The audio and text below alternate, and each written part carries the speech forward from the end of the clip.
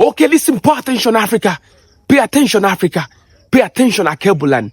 You see, I show speed, the young man that is currently going around Africa, debunking the lies that was told about Africa and showcasing Africa to over 50 million streamers around the world.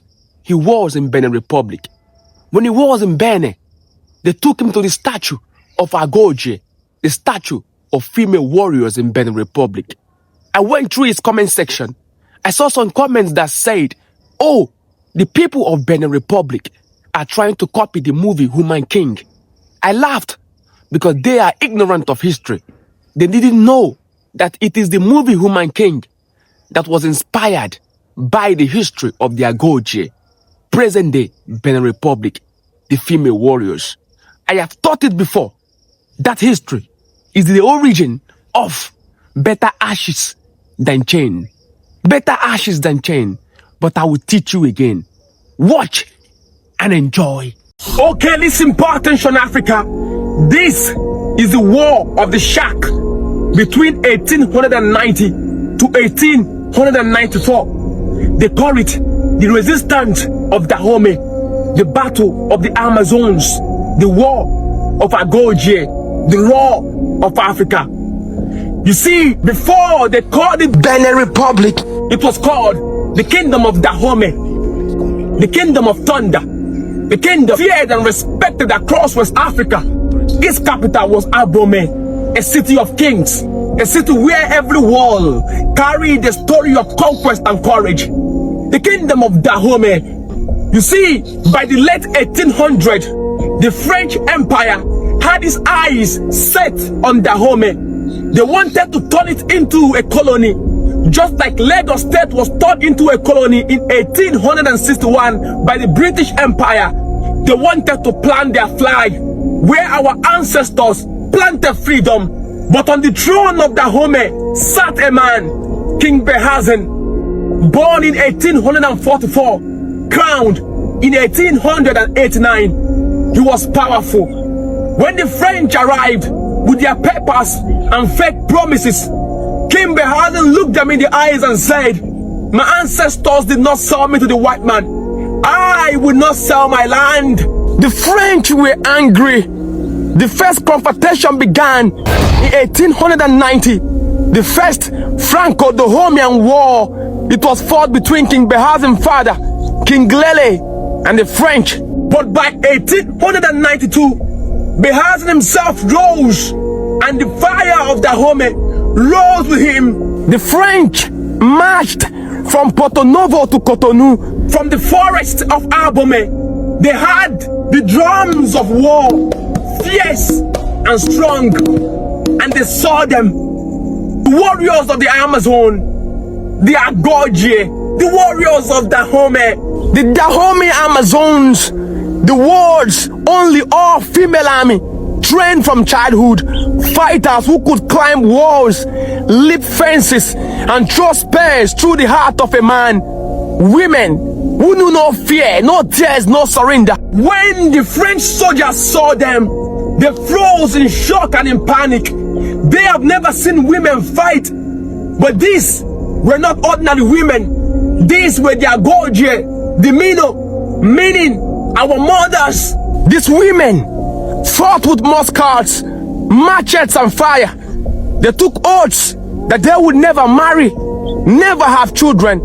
Their only husband was the Kingdom of Dahomey, and their only child was the victory of Dahomey. When the French entered Cotonou and Aouda, they met the Battle of Cotonou in 1890.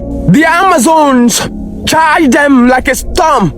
When the French captured Dogba, the Amazons attacked at night, cutting through their camps like shadows of vengeance. But then, the French brought something new, the Gatling gun, a weapon that spat bullets faster than any spear could fly. But still, the Amazons fought. They fought in hundreds, but they never turned their backs. One of the French commanders wrote and said, they fought like lions. Even the wounded crawled forward to strike us. By 1894, the capital Dahomey fell. But King Behanzin refused to surrender. He set his palace ablaze and said, I prefer ashes to surrender. I prefer ashes than to surrender. My ancestors did not sell me to the white man. I will not sell my land. I prefer ashes to surrender. And I repeat the same thing, giving tribute to the man who stood his fame and his ground. He went into exile, but his spirit never surrendered. By 1906, the king died. No, he didn't die. He traveled to the great beyond to be with our ancestors. The French won the land, but they could not conquer the memory. Because what happened between 1890 to 1894 wasn't just a war. It was a declaration that Africa had warriors, that Africa had queens, that Africa stood tall in battle, that even in defeat, we preferred ashes to chains. So Africa, when you hear the drums of Benin, remember the Agojie, remember the all-female army. When you see the flag of Dahomey in old maps, remember Behanzin, the shack. So Africa, when you hear the drums of Dahomey, remember the Agojie, remember the all-female army. When you see the flag of Dahomey in old maps, remember Behanzin, the shack. He lost his throne, but he kept his pride. And through the smoke of burning palaces, his voice still echo. Better ashes than chains.